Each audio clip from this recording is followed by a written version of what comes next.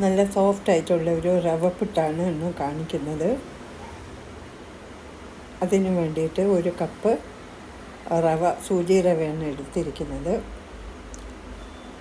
അപ്പം ഒരു പാൻ അടുപ്പത്ത് വെച്ച് ചൂടാക്കിയിട്ട് അതിലേക്ക് ഈ റവ അതിലേക്ക് ഇടുക.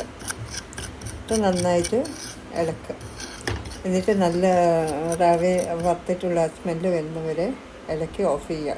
ആ നല്ല ചൂടോടുകൂടി തന്നെ ഒരു പാത്രത്തിലേക്ക് റവ ഇട്ട് വയ്ക്കുക. എന്നിട്ട് അതിനോട് ഉപ്പ്, കുറച്ച് തേങ്ങ ചിരവിയതെല്ലാം നമ്മുടെ ഇഷ്ടപ്രകാരം അതിലേക്ക് യോജിച്ചിട്ട് കുറച്ച് വെള്ളം, തണുത്ത വെള്ളം കുടഞ്ഞിട്ട് നല്ലോണം മിക്സ് ചെയ്യണം. ഒരുപാട് വെള്ളം ഒഴിക്കരുത്, കാരണം പുട്ട് ഉണ്ടാക്കാൻ പറ്റാതെ.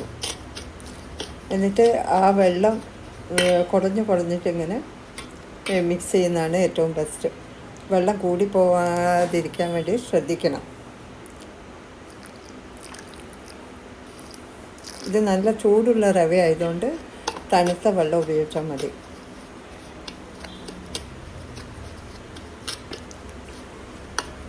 അതിനെ നന്നായിട്ട് മിക്സ് ചെയ്യുക.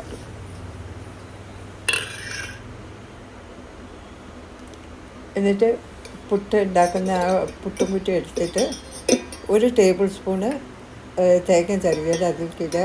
പിന്നെ 3 ടേബിൾ സ്പൂൺ ഈ പുട്ടുപൊടി, ഈ റവപ്പൊടി അതിലേക്ക് ഇടുക. അതിനുശേഷം പിന്നെയും 1 ടേബിൾ സ്പൂൺ തേങ്ങ ചിരവിയതിടുക. പിന്നെ 3 ടേബിൾ സ്പൂൺ പുട്ടുപൊടി ഇടുക. ഇങ്ങനെ അത് ഫുള്ളാവുന്നവരെ ഇങ്ങനെ ഫിൽ ചെയ്തുകൊണ്ടിരിക്കുക. ഓൾട്ടർനേറ്റായിട്ട് തേങ്ങ ചിരവിയത്, പുട്ടുപൊടി, ഇങ്ങനെ ഓൾട്ടർനേറ്റായിട്ട് ഫുള്ളിങ്ങനെ അതിലേക്ക് ഇട്ടിട്ട് നിറച്ച് വയ്ക്കുക. ഞാനിവിടെ പുട്ടുണ്ടാക്കാൻ വേണ്ടിയിട്ട് ഒരു പ്രഷർ കുക്കറാണ് ഉപയോഗിക്കുന്നത്. പ്രഷർ കുക്കറിൽ വെള്ളം എടുത്തിട്ട് നല്ലോണം ചൂടായി നല്ല തിളയ്ക്കണം. ആ തിളച്ചതിന് ശേഷം ഈ പുട്ടും കുറ്റി പുട്ട് നിറച്ചതിന് ശേഷം അതിൻ്റെ മുകളിൽ വയ്ക്കുക. എന്നിട്ട് നല്ല ഹൈ ഫ്ലെയിമിലിടുക. അപ്പോൾ നന്നായിട്ട് സ്റ്റീം വരുന്നവരെ അത് വെക്കണം. കാരണം ആ സ്റ്റീം വന്നാൽ ഒരു 5 മിനിറ്റ് 10 മിനിറ്റ് വെക്കുന്നത് നല്ലതാണ്. ആ സ്റ്റീമിലാണ് ഇത് കിടന്ന് വേവുന്നത്.